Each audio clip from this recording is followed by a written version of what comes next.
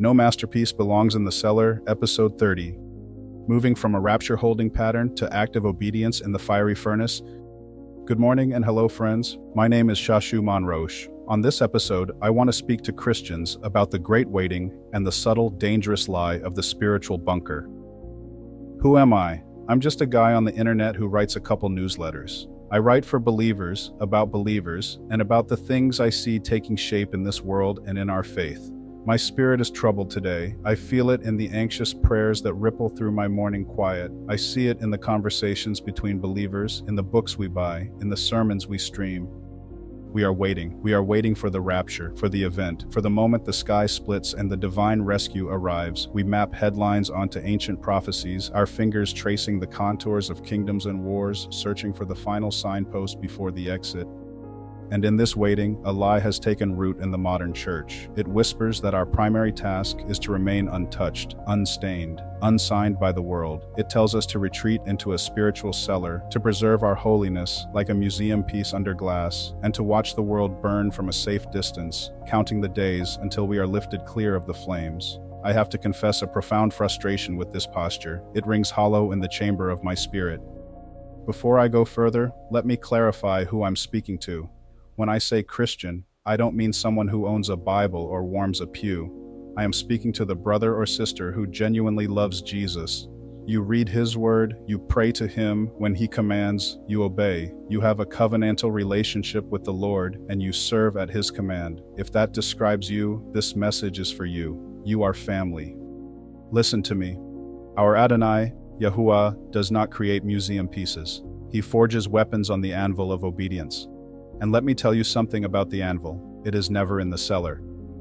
We know the temple is built on rock and not sand because it has been tested. The foundation is proven in the furnace, not in the shade. Hold this passage in your mind. Everyone then who hears these words of mine and does them will be like a wise man who built his house on the rock, and the rain fell, and the floods came, and the winds blew and beat on that house, but it did not fall because it had been founded on the rock. Matthew 7:24-25. The fiery furnace of trials and tribulations is not convenient. It's not comfortable. It doesn't make you feel superior. It humbles you. It trains you to look to the shepherd when things get hard. This is how we know the house will stand when the winds and storms come. Yet so many think preparing for Yahushua's return is a matter of a holding pattern, to withdraw, to disconnect, to remain holy by hiding out in our cellar, waiting. They forget that being saved, knowing Jesus, comes with faithful obedience. And that obedience causes transformation. It changes us, and it changes the people around us. A servant hidden in a cellar is not in contact with anyone they can transform. The master will return like a thief in the night. We are to be vigilant.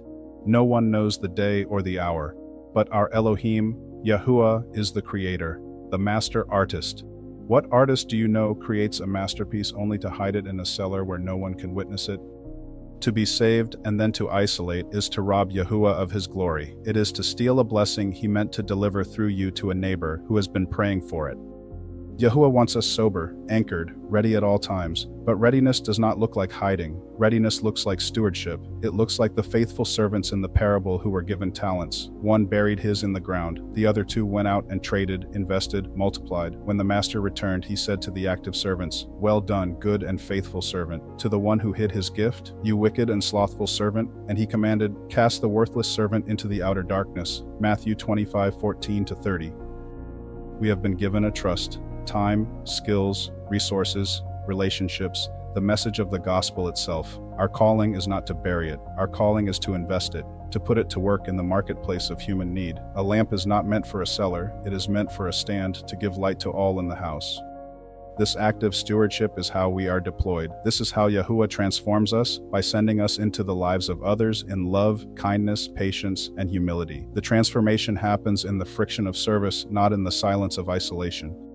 When your time on this earth ends and you step before the Lord, what will He say? Will it be, "Depart from me, I never knew you"? Or will it be, "Well done, my good and faithful servant"? The difference between those two sentences is a life of hidden fear versus a life of deployed faith. Yahuah is refining us for a purpose. The anvil is not in the cellar, it is in the open heat of obedience, in the messy kitchen, the difficult conversation, the inconvenient act of love, the patient endurance of insult. That is where the masterpiece is forged. That is where our faith is proven. He is building his temple on the rock of our tested obedience. Don't hide from the furnace. Step into it on purpose. Let him find you at your post, lamp trimmed, hands working, heart known, actively loving his children until he returns. Walk in the light you've been given. You can find my writing at shashuemonrauch.com. On social media, I'm at Shashue Monrauch, and I am Shashue Monrauch. Peace and blessings, fam, and I'm out. Scripture references: Matthew 7:24-25, Matthew 25:14-30.